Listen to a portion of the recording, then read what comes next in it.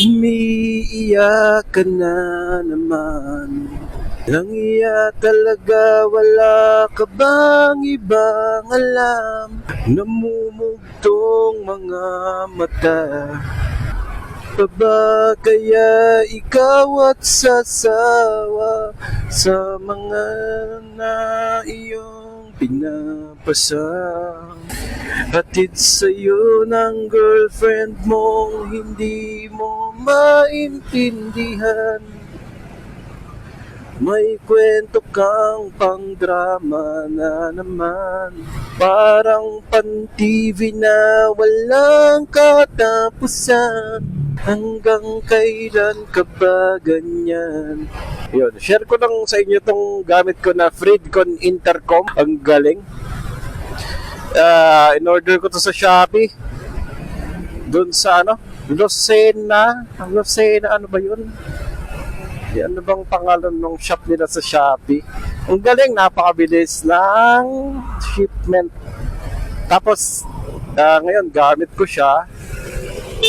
Tamang setup lang sa tenga ng speaker. Then, ang galing ng tunog. Kaya, kasi dati gamit ko nag-headphone lang ako. Tapos helmet, yun, headset to helmet, yung Bluetooth, yun ang gamit ko dati, which is okay naman yun kasi para sa akin, rinig na rinig mo naman talaga lahat ng instrumento pagka nakasuksok sa tenga. Kaso problema, sakit na sa tenga pag matagal siyang nakasuksok. Tapos isa pa, pag may vertigo ka, nakakalala siya ng vertigo, sabi ng mga doktor. Kaya tinigilan ko na siya. Hindi na ako in-ear na headphones or ng earphones.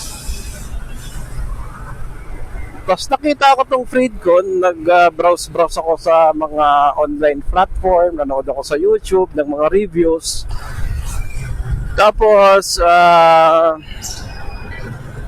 nakita ko tong pinaka-latest nila as of 2025, Fridcon Hero. Nung dumating sa akin to,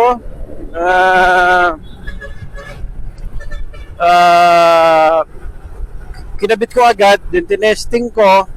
Honest review, pag nakakabit sa helmet, maganda, ang ganda ng low frequency, para nasa loob ng sasakyan, di ba?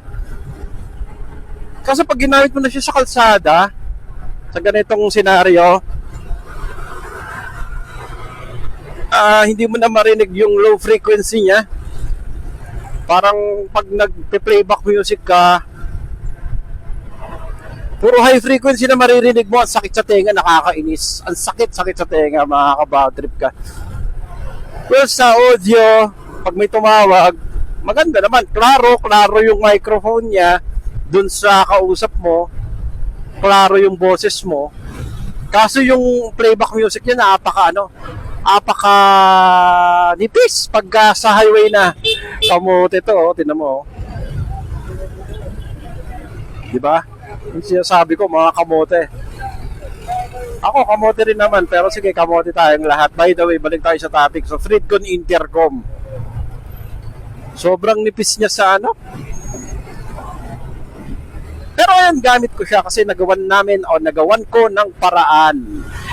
Hey, may technique pala sa pagkakabit ng speaker sa helmet. Tuturo ko sa inyo, ha? Ito, makinig kayo. Yung mga naka-Fridcon Intercom dyan na ewan ko kung satisfied na kayo sa kabit nyo o sa baka maganda yung design ng helmet nyo para sa Fridcon. Diba? Ako kasi nasanay kasi ko na gusto ko laging may low frequency. Yung tunog ng lahat ng tunog na naririnig ko na music. Gusto ko laging pagdating sa low, mid, high, bukod sa low mid, gusto ko may low pa siya.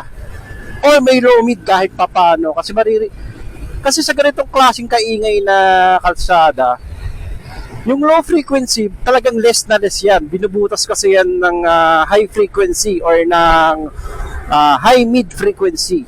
So ang aasahan mo na lang dito sa tunog na sa ganitong kalsada o sa ganitong ingay, sa ganitong noise is low mid. Doon ka na lang magbabase.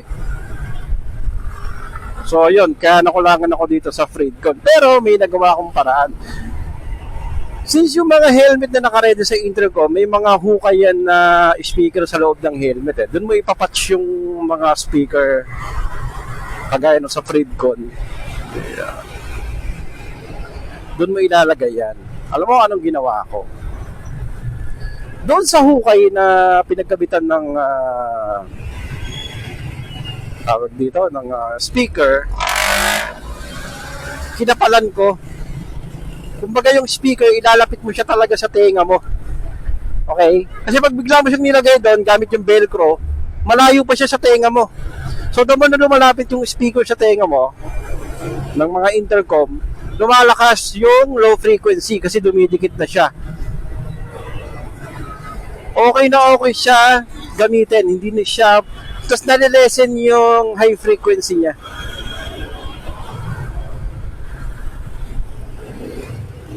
Kaya yun, ganun ang ginawa ko.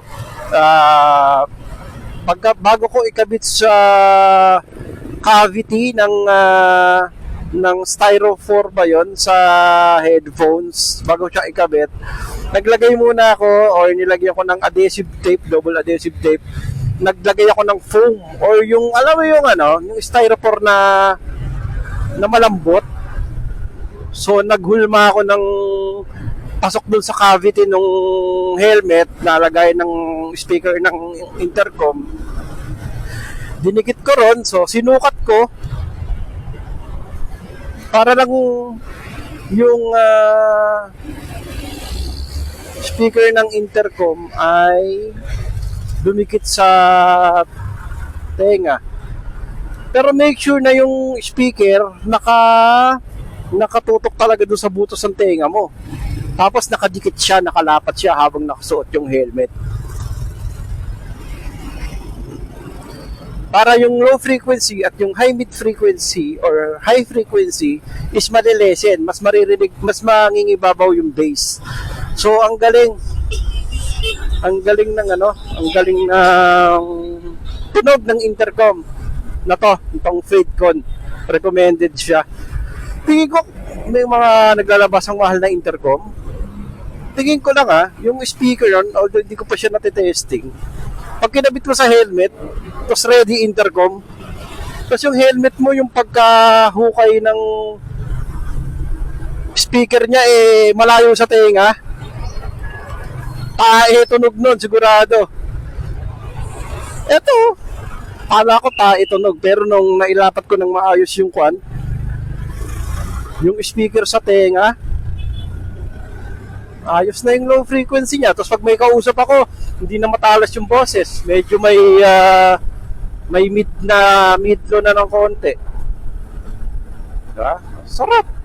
Yan, nagsa-sound trip ako ngayon ng, ano bang title nito? Anong banda ba to? Juan. Ang banda nito, Juan.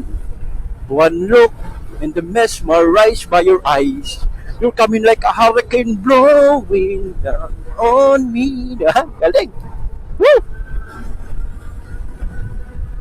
I-send ko yung video kung paano ko kinabit yon, yung speaker na yon, pagdating ko sa bahay mamaya. O kaya mamaya sa trabaho pagdating ko, i-video ako, ipapatch ko rito sa video ko na to.